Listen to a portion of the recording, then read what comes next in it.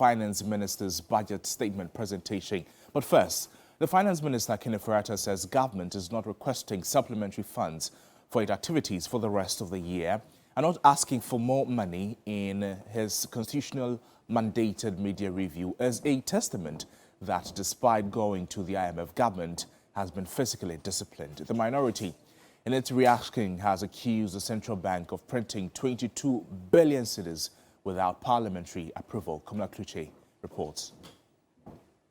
So after weeks of postponement, the finance minister finally appeared before Parliament to give the 2021 mid-year budget review. Not out of the woods yet, especially as revenues remained very low. And we had been left with billions in arrears to pay.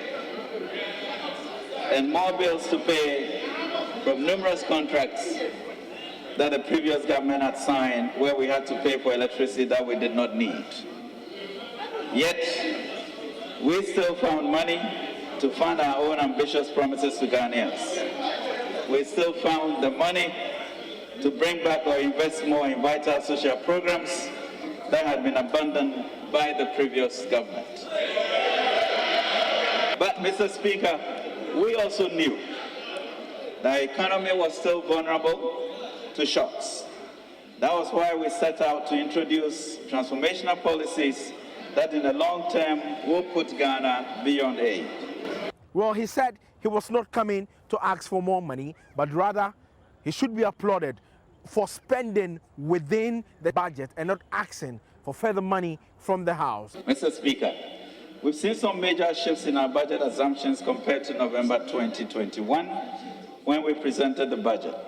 These changes have led to reduced revenues, increased interest payments, and changes in interest rates and exchange rates. However, we are committed to staying within the appropriation for 2022. In spite of the underperforming revenues and strong external headwinds, we are not seeking additional funds in this mid-year review.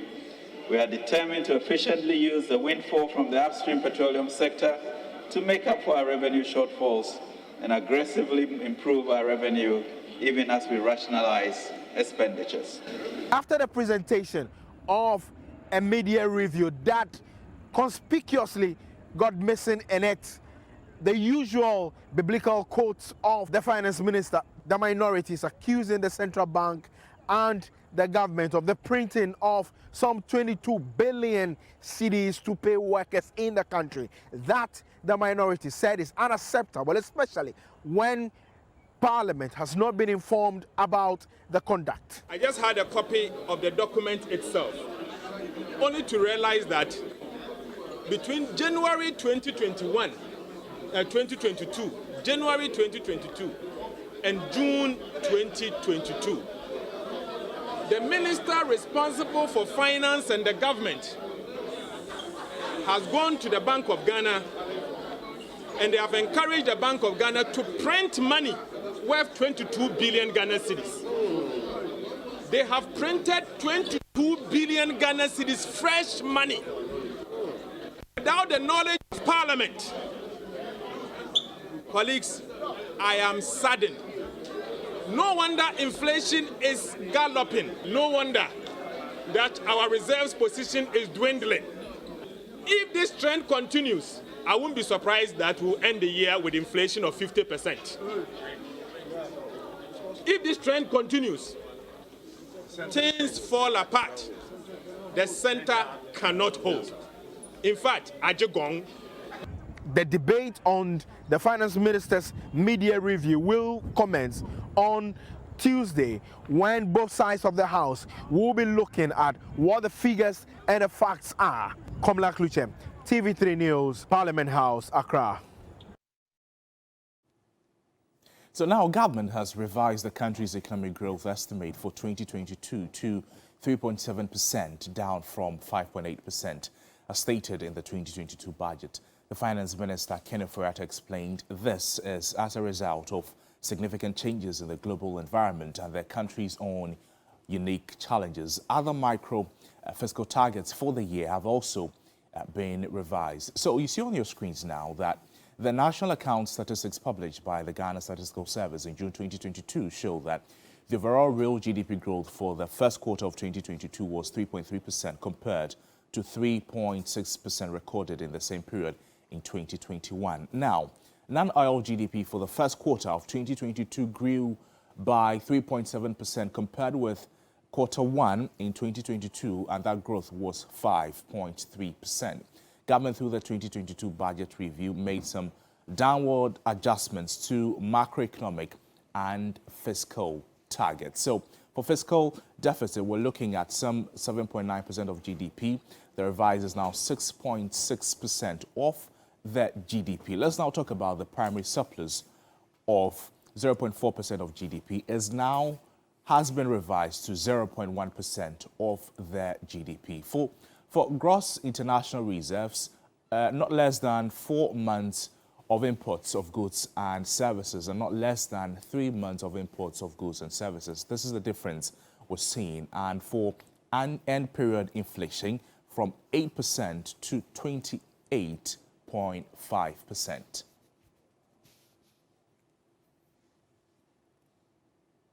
Still on the fallout of the finance minister's media budget presentation, road tolls are back in Ghana, but only for what the finance minister calls new roads.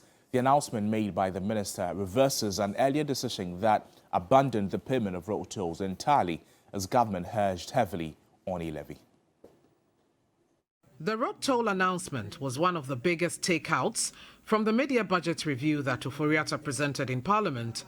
With the economy biting and labour agitation rising, however, he sets the tone for that announcement and a raft of different measures by urging for more faith in President Akufo-Addo. We have demonstrated that we can transform this economy when we all come together and put our hearts and minds to it. Just as we did in 2017 and 2020, government is resolved to continue to provide the necessary leadership to turn the economy around. Let me assure you, on behalf of the President, that we will do it again within the next 2.5 years. Government only last week secured a $750 million facility to complete a number of major road constructions, but with projected revenues from the e-levy dipping and several loans to service, it says it will now bring back the road toll, which was estimated to generate 78 million cedis annually. The draft concession agreement between GIF, the Ministry of Roads and Highways, is currently under review by GIF, Ministry of Roads and Highways, the Office of the Attorney General, and the Ministry of Finance. When completed, the concession agreement is expected to be approved by the PPP Committee, Cabinet, and Parliament. The completed road will be tolled. Mr. Speaker, all new roads of this nature will be tolled. The announcement that the road toll is staging a comeback has predictably been mocked by the National Democratic Congress, which in the past questioned the manner the toll was abandoned in the first place. Kwame Agboja is a ranking member on the Roads and Transport Committee in Parliament. Today, this finance minister is saying that on page 31 of the page 53, that is paragraph 56, that they are now going through procurement. Ladies and gentlemen, you are now telling us in 2022 you are going through procurement, when in 2021 you said you have already done procurement and signed a contract. In 2022 you told us you have finished the procurement process. This is how NPP manages this country. Deception, disgraceful comment. When it comes to road tolls, look at what he said. The finance minister told us one of the reasons he cancelled the road toll was because road toll collection ends up creating pollution in the environment. He said because of pollution, he stopped the collection of the tolls. Today, he's saying that they are going to build the motorway as a part of PPP. As we speak, the people who have lost their job as a result of what he did, some of them are standing here. He hasn't said anything about paying them.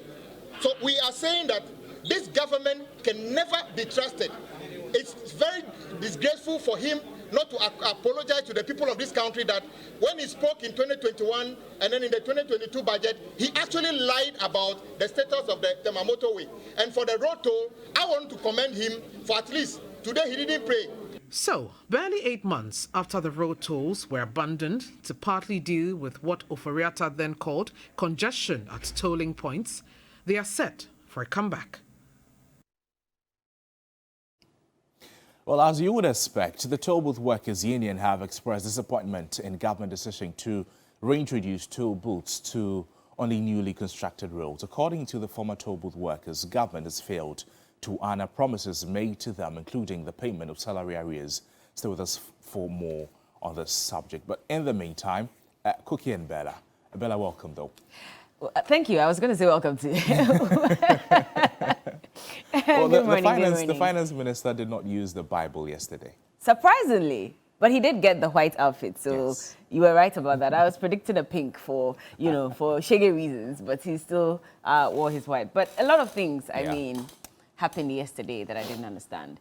First of all, I'll start with free SHS and how much it cost us, to fund free SHS. Now, I'll go to the statement.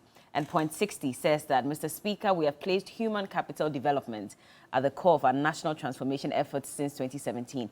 We have invested 5.3 billion Ghana cedis to enable 1,261,495 Ghanaian children access secondary education under the free SHS.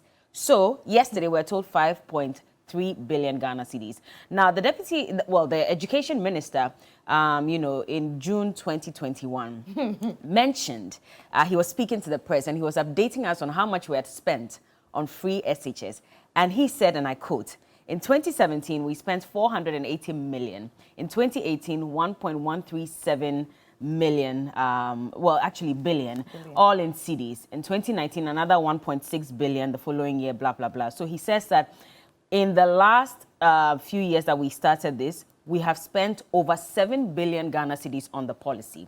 Then we go to the vice president, who was also speaking at some event sometime in 2020. And at that time, he had already said that free SHS was consuming 2 billion Ghana cedis every year.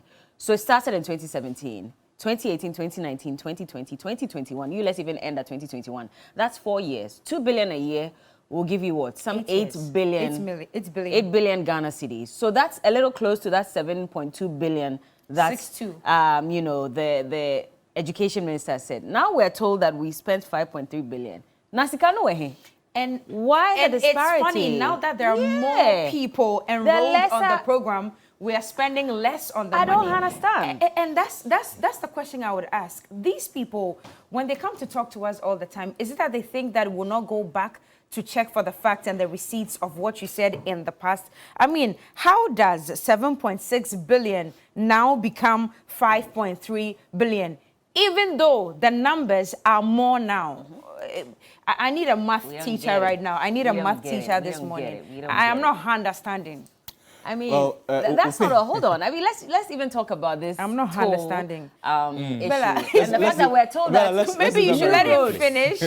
Maybe you should let him finish, yes, because there's too much to say. I'm in a hurry. You want to do a bite this morning. Let's move away from the finance minister and the media budget presentation to some health-related stories where a virologist, Dr. Sebastian Ejinatha, is recommending an extension of the maximum incubation days for suspected Marburg cases from 21 days to 1 month, and the testing of all suspected cases instead of the random testing being conducted by the Ghana Health Service. His recommendations follow another suspected Marburg death of a 14-month-old baby after being discharged from isolation.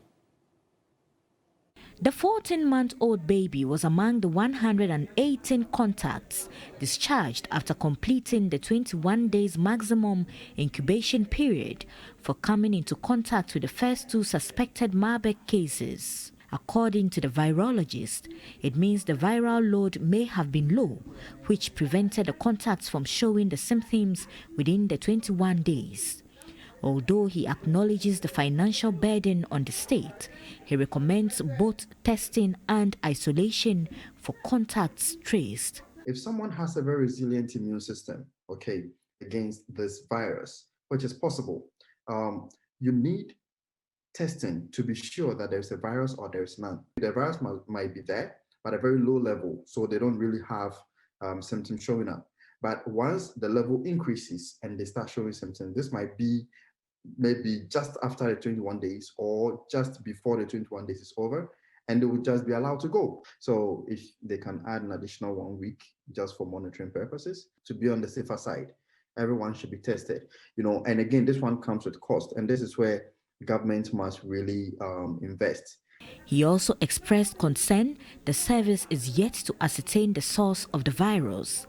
It's very worrying that we've had this virus for a while and we still don't know what the source is. We don't know where this first person got it from. We don't know where the second person got it from. One thing we know is that he might have got in touch with a bat that is harboring the virus. That is where we need to be looking at. We need to be looking at caves, sources where the bats will be, okay?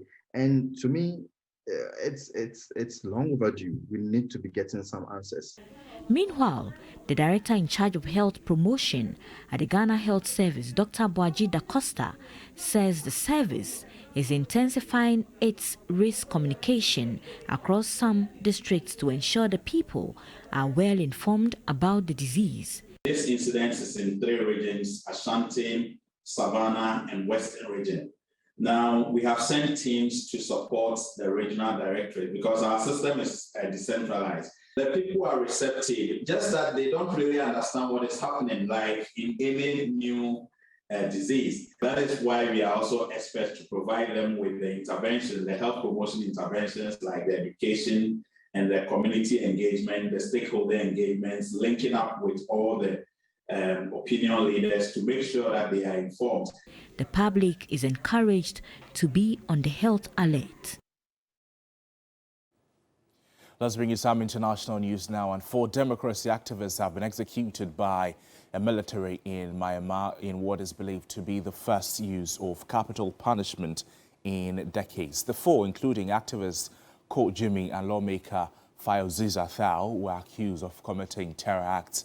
They were sentenced to death in a closed-door trial that right groups criticized as being unjust. Pro-democracy leader Aung San Suu Kyi was very sad after hearing the news, a source said. Now, San Suu, the leader of the National League for Democracy Party, did not make any comments, the source added. She was arrested in February 2021 following an army-led coup. U.S. Secretary of State Antony Blinken condemned the executions, which is also known as Burma. Family members of the deceased gathered at Linson Prison to desperately inform their loved ones about it.